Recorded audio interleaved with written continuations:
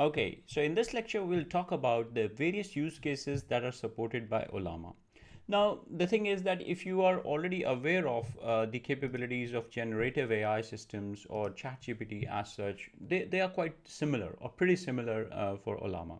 So if you are already aware of it, you can always skip this lecture. But for the folks who are new to this, new to this subject, I think we can just quickly go through it. So the very first capability or the use case we say is chatbots. Like we all understand that with generative AI, one thing that has come up is that it gives the users the ability of chatbots. What it means is that you can query in real time, right? So you're querying against your data in real time. So you can create intelligent chatbots for customer service. It can be used for technical support, and it can also be used for user interaction. The next good thing about generative AI is content generation. Now, when I say content generation, it means that you can create new articles, you can write new blogs, even social media content. One of the things I normally use is, let's say I have to post about my course. I'll go to ChatGPT. I say, okay, this is my topic, and can you create a nice, say, LinkedIn post for me so that I can start publishing it on my social media. So it's really helpful in generating the social media content, and also the marketing to boost the productivity for writers and marketers.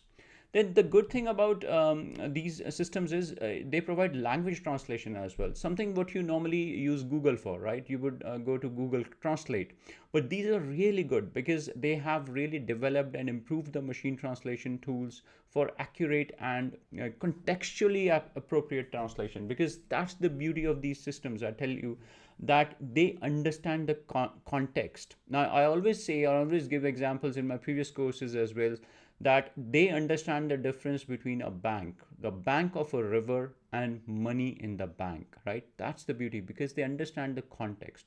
And you can use this for translating from one language to another.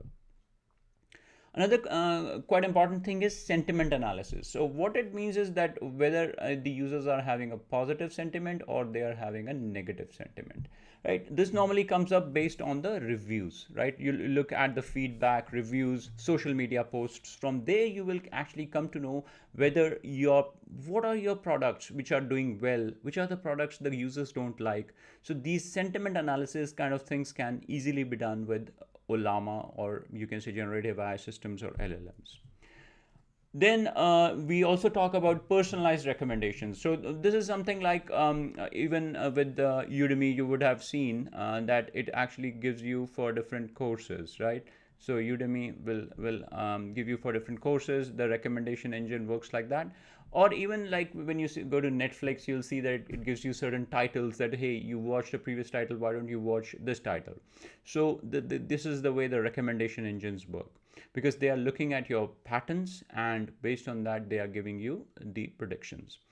And so yeah, as I said, streaming services, Netflix, and offers personalized suggestions based on the user behavior.